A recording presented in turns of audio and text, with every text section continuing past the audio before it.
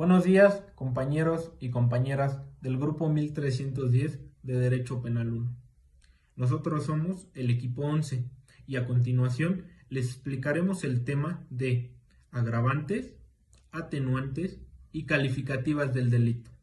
De antemano, les agradecemos su atención y a su vez a la doctora Carmen Lluvia Campa Morales, profesora de la materia, por sus valiosas aportaciones que pueda hacernos en nuestra exposición. Gracias y comenzamos. Las agravantes de un delito son una condición o circunstancia que aumenta la responsabilidad criminal, haciendo corresponder una pena mayor a la del delito. Existe una condición para las agravantes penales. Una de ellas es de carácter personal y la otra es de carácter objetivo. Las de carácter personal son aquellas que hacen referencia a la disposición moral del delincuente, a sus relaciones particulares con el ofendido o cualquier otra condición personal. Un ejemplo podría ser el estar preparando durante días o meses el asesinato de su víctima. Los de carácter objetivo son aquellos que se refieren a la ejecución física para realizarlo o los medios empleados para ejecutarlo. Un ejemplo de esto podría ser el usar un casco o una máscara para robar una joyería y no ser identificado por las cámaras de seguridad. Para complementar un poco y a manera de resumen con respecto a lo que nos mencionaba nuestra compañera anteriormente, podemos decir que las agravantes son aquellas situaciones especiales que se dan al momento de la comisión del delito, que hacen que la sanción a ese delito sea más grave. Un punto importante que me gustaría mencionar es que no todos los delitos tienen agravantes. Para que quede un poco más claro, decidí por transcribirles 3 artículos del Código Penal Federal en el pizarrón. A continuación, le doy lectura al artículo 367 del Código Penal Federal, que nos dice: comete el delito de robo el que se apodera de una cosa ajena, mueble, sin derecho y sin consentimiento de la persona que pueda disponer de ella con arreglo a la ley. Aquí tenemos el artículo 368 bis, que es la pena que está imponiendo el Código Penal Federal en caso de que una persona cometa un robo simple, y nos dice que se sancionará con pena de 3 a 10 años de prisión y hasta 10,000 días de multa el robo simple. Y a continuación quise ponerles en este cuadro el transcurso que hace el agravante.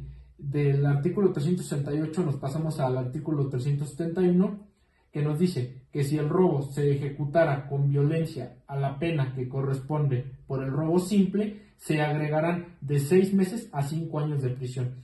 En este transcurso del aumento de la pena es donde se da la agravante. La agravante lleva consigo un aumento de responsabilidad y punibilidad del delito. De esta manera, podemos observar que la agravante en el delito de robo se da en el artículo 371 del Código Penal Federal. De nuestra parte, en el tema de agravantes del delito sería todo. Gracias. Continuamos con las atenuantes del delito. Para hablar de atenuantes de delito es necesario hacer una comparación con las agravantes para poder entenderlas mejor. Cuando se nos habla de agravantes, inmediatamente lo relacionamos con el término grave. Entonces, para comprender a las atenuantes, es necesario relacionarlas con el término tenue. Otra diferencia que existe entre ambas es, como ya lo explicaron anteriormente los compañeros, las agravantes van a actuar de forma negativa en el delito cometido por el autor, mientras que las atenuantes, y atendiendo a su concepto, son aquellos hechos que van a afectar de manera positiva al delito cometido por el autor. Dicho de otra forma, harán que su pena sea menos grave. Entonces, ahora se estarán preguntando, ¿cómo actúan las atenuantes en pro del presunto culpable? Pues de una forma muy fácil. Las atenuantes no van a hacer que se le excluya alguna de sus responsabilidades, sino que se vincularán de forma individual al sujeto y no de acuerdo a la gravedad de su pena. Por ejemplo, en un caso práctico, supongamos que una persona participa en la confesión de hechos y da a las autoridades pruebas contundentes para que estos mismos puedan buscar a personas partícipes del delito. Esto le beneficiaría, ya que haría que su pena fuera menos grave, le deslindaría de ciertas acciones y haría que algunas de ellas no se vieran tan graves. Yo les voy a hablar acerca de las atenuantes en los artículos existentes del Código Penal para la Ciudad de México. Estas serán circunstancias atenuantes de la responsabilidad penal de la persona moral o jurídica, haber realizado con posterioridad o la comisión del delito de las siguientes conductas. Aquí vienen 4 incisos.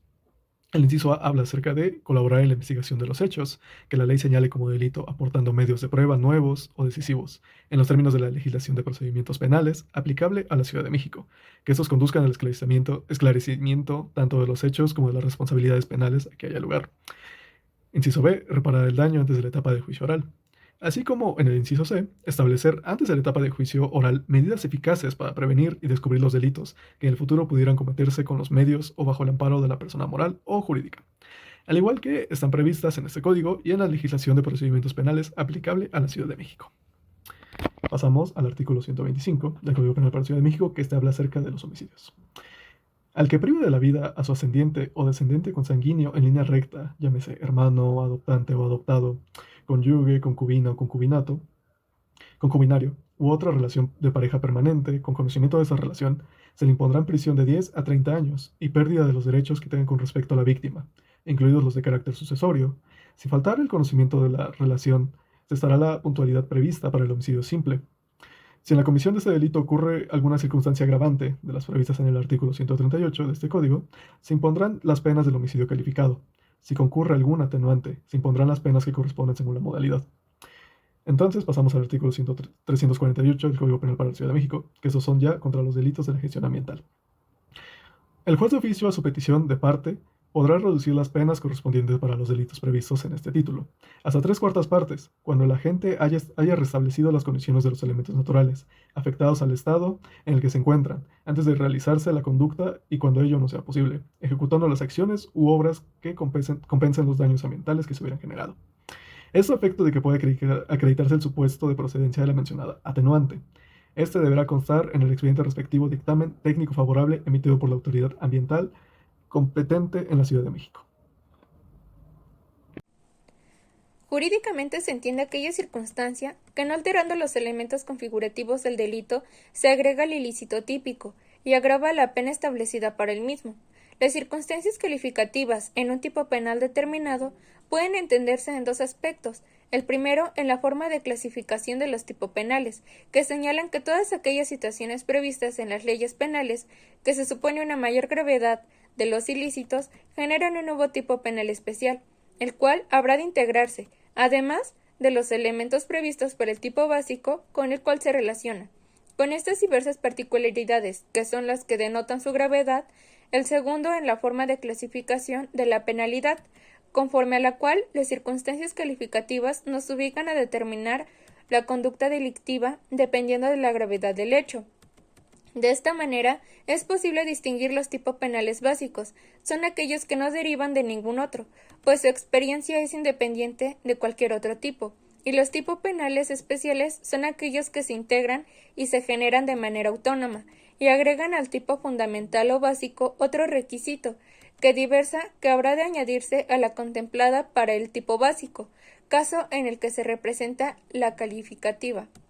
El legislador es el que establece cuáles serán aquellas situaciones circundantes al hecho ilícito, que inciden en provocar mayor afectación al nivel jurídico tutelado, motivo por el que a estas circunstancias se les da la connotación de calificativas del delito o agravantes del delito.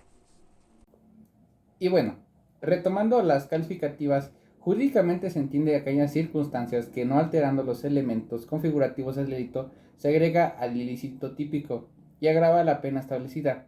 Las calificativas o circunstancias modificativas de la responsabilidad criminal o modalidades de la conducta son factores que también atenúan o agravan la responsabilidad del autor del delito, incidiendo en la medición cuantitativas de aquella pena, y se entiende por aquella circunstancia que, no alterando los elementos configurativos del delito, se agrega al ilícito atípico y agrava la pena establecida para el mismo. Los tipos penales pueden dividirse en básicos o simples, especiales y complementarios. Los primeros son plenamente independientes fundamentales y los especiales suman las características del tipo básico, ciertas peculiaridades, y al hacerlo dan lugar a un nuevo tipo penal, y los complementarios en cambio presupone la subsistencia del tipo básico o simplemente al cual se incorporen ciertas circunstancias. Estas son las denominadas calificativas, que se dan en función del tipo y no en función del tipo, y no en función del afectado por el delito en razón a la forma de comisión del delito.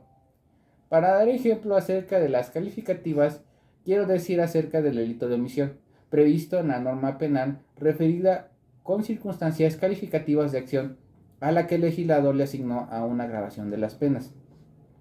En este criterio, la clasificación solo se identificará la relacionada con la intención del agente, es decir, si la conducta delictiva se cometió de la forma dolosa o culposa.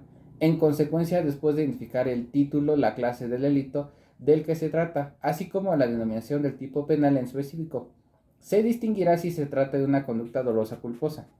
Otro ejemplo es acerca del artículo 262 previsto en el Código Federal Penal, que dice: al que tenga cópula consentida con persona mayor de 15 años y menor de 18, obteniendo su consentimiento por medio del engaño, se le aplicará de 6 hasta 8 años de prisión.